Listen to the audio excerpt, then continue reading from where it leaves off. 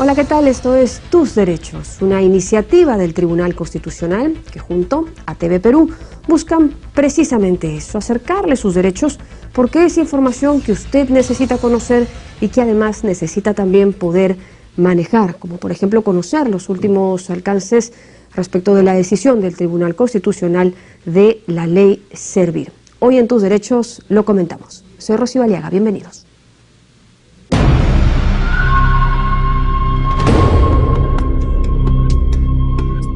La Constitución Política del Perú estima en su artículo 22 al trabajo como deber y derecho, base del bienestar social y un medio de realización de la persona.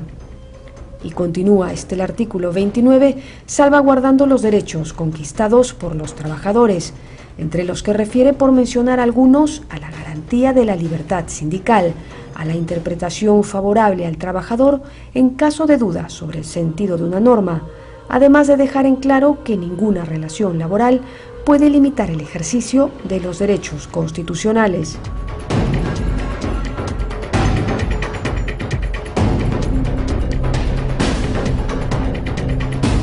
Pero lo cierto es que en el tiempo estos y demás derechos laborales se han visto vulnerados, y sobre todo en los trabajadores del Estado, que emplea alrededor de 1.400.000 servidores públicos. La realidad es que en los últimos 15 años, el desorden en la gestión de los recursos humanos del Estado terminó con distintos regímenes laborales creados sin planificación, llegando al extremo de que existan más de 500 normas sobre empleo público, más de 102 escalas remunerativas y una planilla pública con 400 conceptos de pago diferentes.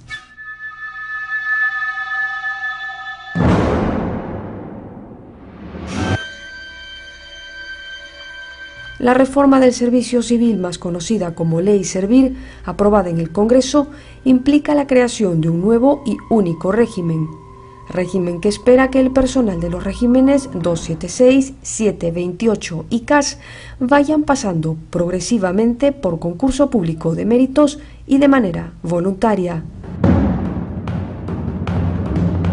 Se estima que la reforma total pueda durar entre 5 a 7 años.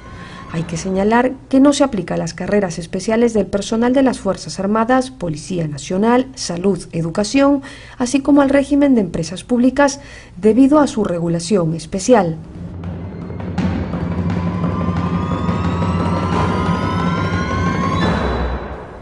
La idea de la reforma es generar un cambio estructural y necesario en el servicio público. Y hasta ahí todos de acuerdo. Pese a ello, la polémica continúa y de hecho algunos puntos en controversia llegaron hasta el Tribunal Constitucional, que declaró fundada en parte la demanda presentada por congresistas de la República en contra de diversas disposiciones de la Ley 30.057 del Servicio Civil. En ese sentido, declaró inconstitucional la parte del segundo párrafo de la cuarta disposición complementaria transitoria que incluye el término judicial. Este detalle permite que los servidores que opten por migrar voluntariamente al nuevo régimen de la Ley Servir puedan solicitar en sede judicial, de ser el caso, su retorno al régimen laboral anterior al que pertenecían. De otro lado, al no contar con el número de votos requeridos, la demanda se declaró infundada en los demás extremos, confirmándose de esta manera la constitucionalidad de la delimitación de la negociación colectiva, la proscripción de indexación o actualización salarial, así como la constitucionalidad de los procesos de evaluación.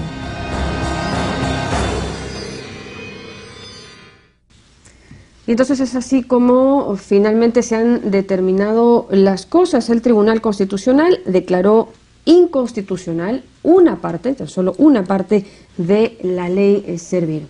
¿Por qué esto, Felipe? Buenos días. Buenos días, Rocío. En la sentencia se puede ver que han habido varios puntos impugnados, ¿no?, que motivaron esta acción de inconstitucionalidad. Por ejemplo, se refirieron al tema de la negociación colectiva de los empleados públicos, se refirieron también al tema de las evaluaciones en estos, inclusive hubo voces que se alzaron cuando se preguntaron si es que habían entidades que deberían ser exoneradas o exceptuadas de este régimen. Algunos órganos autónomos han sido exonerados. ¿No? Entonces, de todo ese universo de extremos que se han discutido en la sentencia, solo en uno de ellos se declaró fundada la demanda y por lo tanto inconstitucional esa norma. Me estoy refiriendo a la posibilidad de que los trabajadores puedan regresar al régimen de la ley servir, la ley servir, bien digo, al régimen laboral anterior, 728, 276 o el que corresponda. Esto quizá requiera una explicación previa. Todos los trabajadores públicos están incluidos en 3 regímenes laborales a grandes rasgos. A ver. Uno, el 276, que es el de los empleados públicos clásicos. El 728, que es el que están adheridos a la carrera privada, es el de la ley de la aplicable a todos los trabajadores vinculados a la actividad laboral privada. Y un último, que es el famoso régimen de la contratación administrativa de servicios, también llamada como CAS. Entonces, ¿qué sucedería si un 276 o un 728 o un CAS decide trasladarse a la ley servir? Lo puede hacer, es voluntario, pero después se retracta y dice, no, mire, yo quiero regresar al 728. Tal como estaba la ley antes no se podía retornar. No se podía retornar. Y es más, la ley decía que el mandato judicial era nulo. Entonces, frente a eso, el Tribunal Constitucional ha considerado que eso invade la autonomía del Poder Judicial al disponer que ese mandato es nulo. Claro, se pronunció de hecho contra la parte del segundo párrafo de la 4ª disposición complementaria transitoria que incluye este término, ¿no? Judicial. Sí, eso en castellano, en buen romance. A ver, por favor. En buen romance lo que quiere decir es que se ha extraído esa parte, la que tú has leído hace poco, la parte judicial, porque lo que quiere decir el tribunal es que no podemos obligar al Poder Judicial a proceder en uno o en otro sentido. El Poder Judicial es plenamente autónomo y podría, por ejemplo, revisar esta decisión del trabajador que primero está en la 728, por ejemplo, luego pasa a la ley servir y luego quiere volver a la 728. Esa decisión puede ser impugnada judicialmente y el juez verá qué resuelve, si acepta el traslado, si acepta el retorno o no. Muy bien, vamos a conversar de todos esos puntos y también de la negociación colectiva que me parece es el más álgido, Felipe, pero nos vamos a la pausa y regresamos en Tus Derechos para comentar la ley servir. Volvemos.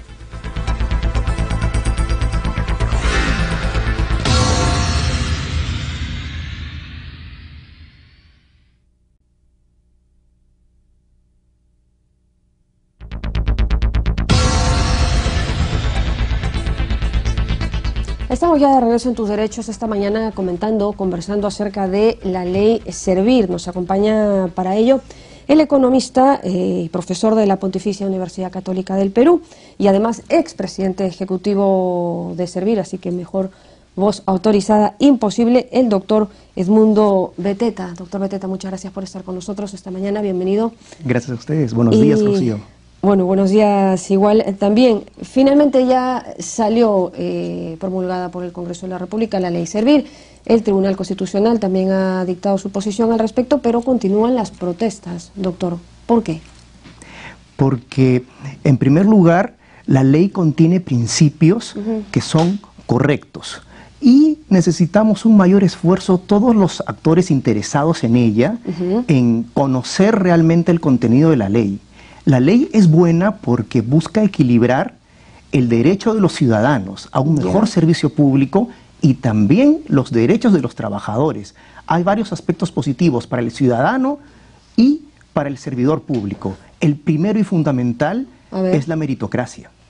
Que exista realmente una institucionalidad en el sector público donde el acceso al servicio civil sea por concursos públicos transparentes, que la permanencia en un cargo también dependa de evaluaciones. 3, que exista una carrera pública que permita a los trabajadores públicos progresar de acuerdo a su mérito. 4, que existan en el futuro mejores políticas de capacitación, lo que hoy se llama en recursos humanos el desarrollo de las personas para que los trabajadores estén mejor. Entonces, para implementar una reforma como esta se necesita cada vez más comunicación para que la ciudadanía esté bien informada y de repente evitar conflictos o protestas que no existirían si conociésemos mejor el contenido de la ley y lo que ésta busca. O sea, ¿usted considera que estas protestas o estos grupos que insisten en las paralizaciones y huelgas y qué sé yo, lo hacen porque no están informados? Hay dos temas. Uno es la información y el otro es que hay aspectos de la ley que en principio en los trabajadores pueden generar suspicacias. El más importante, según hemos visto en las protestas, es la posibilidad de evaluación. Y en ese sentido, los trabajadores deberían recibir mensajes claros en los siguientes términos. Que la evaluación es una herramienta para mejorar el rendimiento. Dos, que si no hay rendimientos satisfactorios, existe la posibilidad de capacitarse. Entonces, la evaluación en los sistemas modernos de gestión pública es más bien un incentivo, una oportunidad para ser mejor y no debe ser vista como un castigo, no debe ser vista como una amenaza. Y para eso la evaluación se debe implementar, creo yo, primero empezando por las entidades públicas en su conjunto, es decir, que existan objetivos claros, metas para una institución, por ejemplo, que se quiere lograr en salud, en educación, en acceso a la vivienda, en acceso a infraestructura y agua potable. Cuando esas metas existen en el nivel institucional y se evalúa a las entidades, es después más fácil vincular la evaluación de los trabajadores al aporte que hacen al logro de las metas institucionales. Entonces, hay que ir desarrollando poco a poco herramientas que permitan evaluaciones serias, rigurosas, imparciales y que lleven a mejorar. Y con esos mensajes creo que se podrían reducir varias de las resistencias que hoy existen a esta reforma. Entonces se estima que continúan protestando porque le temen a una posible evaluación, pero ¿qué hay, por ejemplo, de la delimitación de la negociación colectiva, que es un punto que al final no se vio o se confirmó la constitucionalidad de esta parte, ¿no?, en la ley, pero fue por un tema, al parecer, ya de número de magistrados en el TC? ¿Qué hay de ese punto? La ley entiendo que está respetando los derechos que están consagrados en la Organización Internacional del Trabajo. Y sin ser abogado te puedo decir que como economista las negociaciones son sanas cuando se basan en pesos y contrapesos, como decimos, es decir, un Estado que sabe, que quiere que los trabajadores rindan cada vez más, que se esfuercen cada vez más, y trabajadores que legítimamente defienden sus derechos. Entonces, creo que los espacios de negociación son positivos y que si cuentan con mejor información, número uno, sobre el desempeño y el rendimiento de los trabajadores, número dos, sobre lo que está logrando el Estado, y número tres, también sobre las condiciones laborales, entonces las negociaciones pueden transformarse en una herramienta de mejora. Hay algo importante que está introduciendo la ley en cuanto a incentivos para los trabajadores. Uno es que vuelve a haber una carrera. La 276, si recuerdas, era una carrera congelada por 20 años, donde ya no había ni posibilidades de progreso, ni posibilidades de tener una mejor remuneración. Claro, de hecho un poco todo el espíritu de esta norma es que los sueldos no se congelen y que las carreras no se estanquen y que vuelva a la meritocracia. Pero eso suena muy suena ideal, lindo, ¿no? pero quiero destacar otro tema muy concreto y que la ciudadanía debería tener presente. A ver. Cuando no existió durante 20 años reforma, por ejemplo, hubo un tremendo desorden e injusticia para los trabajadores en la manera de determinar las remuneraciones, lo que hoy la ley llama las compensaciones. ¿Eso qué quiere decir? Que si a una entidad o ministerio le iba mejor negociando su presupuesto con el MEF, le podía pagar el doble o el triple o el cuádruple a un trabajador que, por ejemplo, tiene una función de gestionar compras para la entidad, un logístico. Un logístico en un ministerio hoy puede ganar perfectamente 3 o 4 veces lo que gana en otro ministerio, siendo personas que tienen similar responsabilidad, similar formación profesional, pero por razones totalmente inequitativas están ganando distinto. La ley permite la posibilidad de un proceso más técnico de valorizar las remuneraciones de acuerdo a las características que tiene un puesto, y eso es muy positivo. Por ejemplo, si es más justo pagar de acuerdo a la responsabilidad que se tiene, de acuerdo a las dificultades para hacer un trabajo que de repente aumentan cuando estás en una zona de mayor riesgo, de más difícil acceso. Cuando esas condiciones hacen más difícil el trabajo, es justo que un trabajador gane más, y la valorización que se va a realizar en el futuro apunta a esa justicia, y también a que trabajadores que hacen exactamente lo mismo en un puesto ganen igual, independientemente del ministerio o entidad pública en que se encuentren. O se pueden dar las homologaciones, digamos, de manera más automática, ¿no? No tener que estar marchando por las calles para pedir que se nos nivele y tal con alguno de otro sector, cuando en realidad les corresponde. La idea es que apunta a poner un orden, pero me da la impresión que en este punto de delimitar la negociación colectiva va a ser una piedra en el zapato con la que van a tener que caminar, pero se puede, viendo ya cómo el tema avanza, solucionar sobre la marcha. ¿Se puede retroceder en ese punto? Ahí va a depender de cómo avance el diálogo entre el gobierno y los trabajadores. Ese diálogo es necesario para que desde ambas partes exista cada vez más confianza respecto de las buenas intenciones que tiene la reforma. Muy bien, bueno, esperemos que esas buenas intenciones se traduzcan en hechos y que el tema camine por el bien en realidad de todos. Muchísimas gracias, doctor Edmundo Beteta, por haber estado con nosotros esta mañana en Tus Derechos. Nos vamos a ir a la pausa, pero regresamos para seguir comentando acerca de la ley Servir. Volvemos.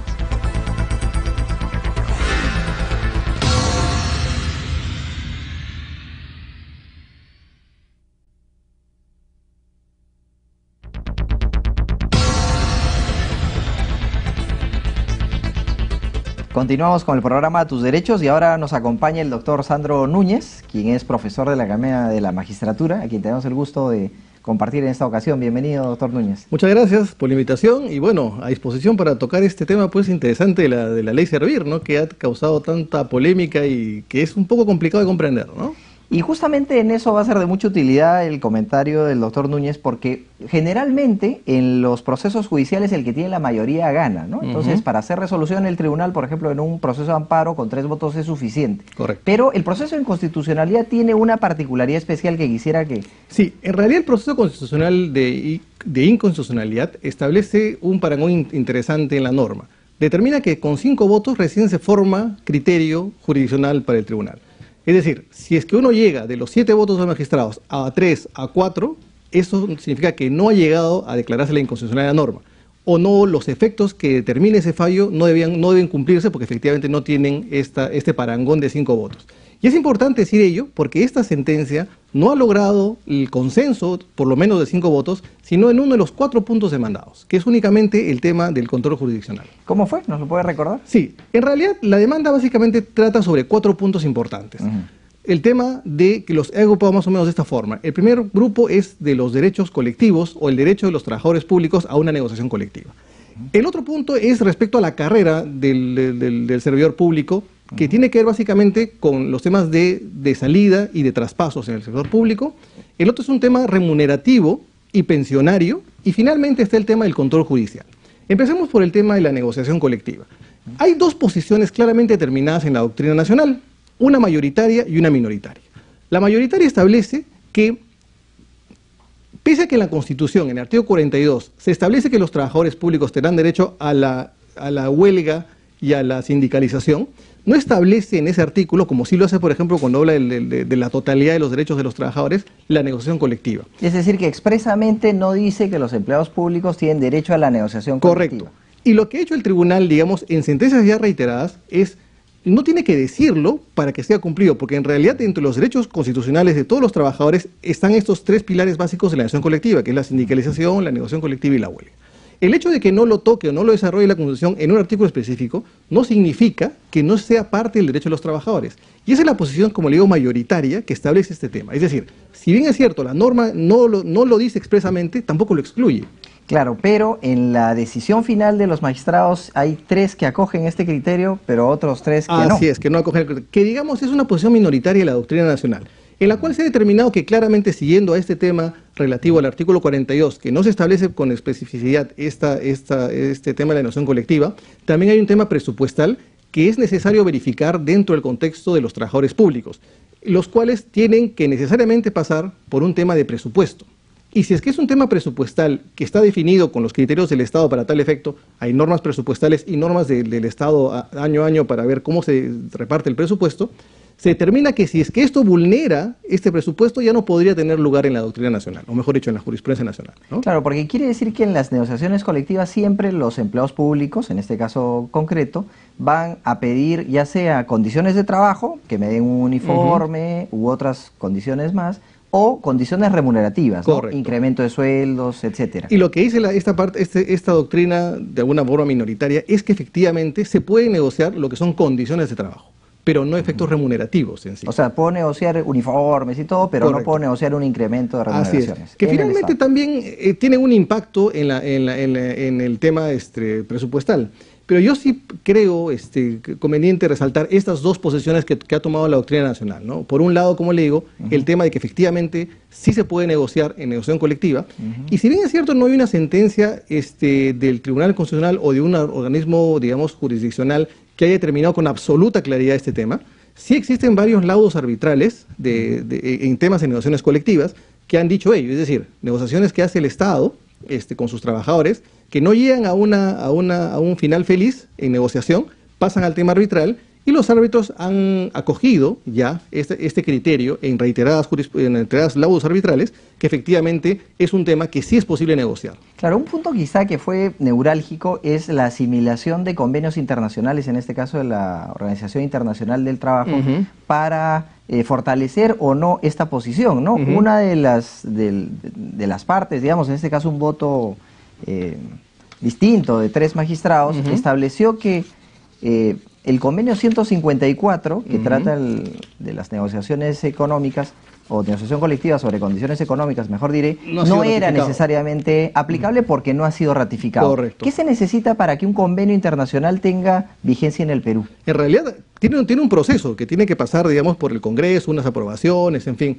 Es decir, para que forme parte del bloque de constitucionalidad, como lo ha determinado claramente el tribunal, tiene un procedimiento especial que debe pasar todo convenio, y que han pasado ya algunos convenios, por ejemplo el convenio relativo a las inspecciones de trabajo y otro tipo de situaciones, que sí hacen, digamos, efectivamente posible que entre dentro de nuestro bloque de legalidad.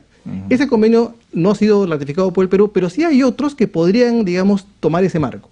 Ahora bien, yo creo que, si bien es cierto, el convenio colectivo es importante que sea ratificado por el Perú si son normas OIT, no es menos cierto que en la legislación nacional y con la Constitución que tenemos hoy en día y este análisis, digamos, progresista de los derechos laborales, sea posible una interpretación como la que le comenté anteriormente, que sí acepta que los trabajadores del Estado puedan tener acceso a una negociación colectiva en efectos remunerativos, ¿no? Correcto, entonces es un tema el de la negociación colectiva, pero usted nos comentó que habían otros más. Uno de ellos, por ejemplo, el de la carrera. El de la carrera básicamente tiene 3 puntos. Uno, que es el trato discriminatorio que existiría con revelación a otros trabajadores respecto a los traslados, y el término de la carrera por capacidad.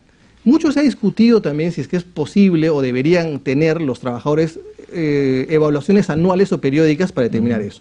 La ley Servir, con un criterio eficiente, porque la ley lo establece así, de eficacia y de eficiencia, ha establecido que todos los trabajadores que pasen a la ley Servir van a tener necesariamente que pasar periodos de capacitación y exámenes en los cuales van a verificar sus competencias respecto a lo que están trabajando.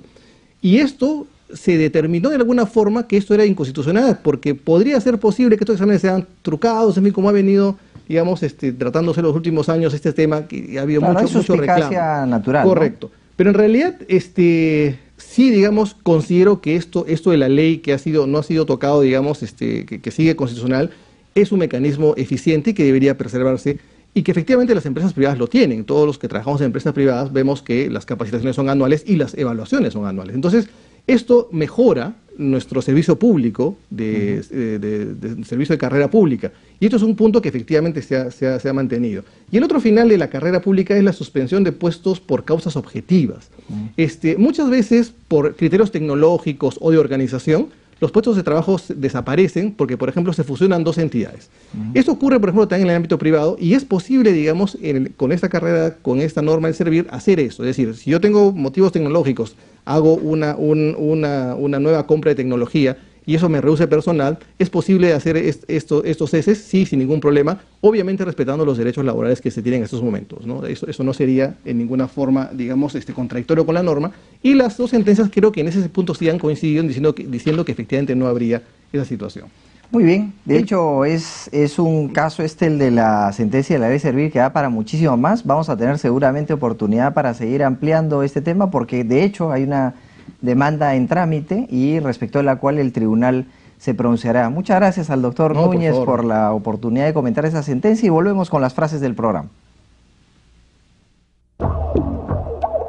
Hay aspectos de la ley que generan suspicacias. El más importante es la posibilidad de evaluación.